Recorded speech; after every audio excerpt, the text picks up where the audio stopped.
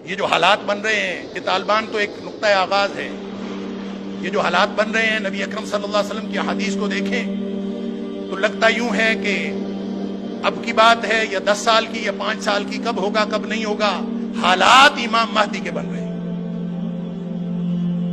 اور وہ اصل امتحان ہونا ہے. وہ خوشی کی بات نہیں ہے، وہ آزمائش کی گھڑی ہے.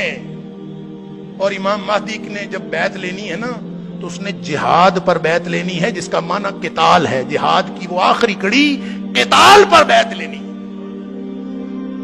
اور نبی اکرم صلی اللہ علیہ وسلم نے فرمایا جب امام مہدی آئیں گے نا تو لوگ 3 حصوں میں مسلمان 3 حصوں میں تقسیم ہو جائیں گے. ایک حصہ وہ جنہوں نے امام مہدی کو تسلیم ہی نہیں کرنا، انا للہ و انا الیہ راجعون. ٹھنڈے کمروں میں بیٹھنے والے اور پرسکون زندگی گزارنے والے وہ جہاد پر بیعت کر کے کیسے تسلیم کریں گے؟ قتال پر بیعت کرنی ہے تو ان کے پاس 1000 دلیلیں ہوں گی، جیسے آج ہمارے پاس طالبان کے خلاف 1000 دلیلیں موجود ہیں.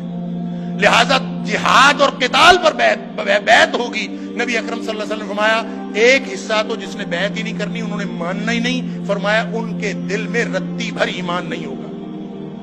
لہذا یہ تو ویسے ہی گئے، نام کے مسلمان ہیں.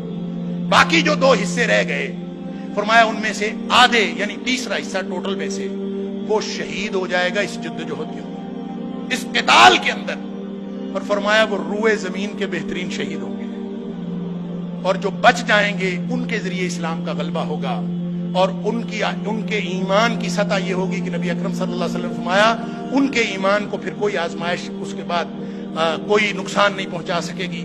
تو میرے بھائیوں اور بزرگوں، آج موقع اس آزمائش کے لیے اپنے آپ کو تیار کرنے کا ہے. میں اور آپ اپنے آپ کو، اپنے ایمان کو، وَأَنْتُمُ الْأَعْلَوْنَ إِن كُنتُم مُؤْمِنِينَ، ہم نے مر جانا ہے، راستے میں موت آ جانی ہے، یا شہادت ہمارے قسمت اور نصیب میں لکھی ہے. کیا ہونا ہے کیا نہیں ہونا یہ سب اللہ کے ہاتھ میں ہے. صرف ہمارے ذمہ یہ ہے کہ میں اور آپ اسی وقت ہر لمحے ہم اللہ کے دین کو اپنی زندگی کی پہلی ترجیح بناتے ہیں کہ نہیں. اگر آج ہم اللہ کے دین کو اپنی پہلی ترجیح بنا لیں تو انشاءاللہ غلبہ دین کا آغاز آج سے شروع ہو جائے گا. اللہ تعالیٰ مجھے اور آپ کو ہم سب کو توفیق عطا فرمائے. وآخر دعوانا الحمدللہ.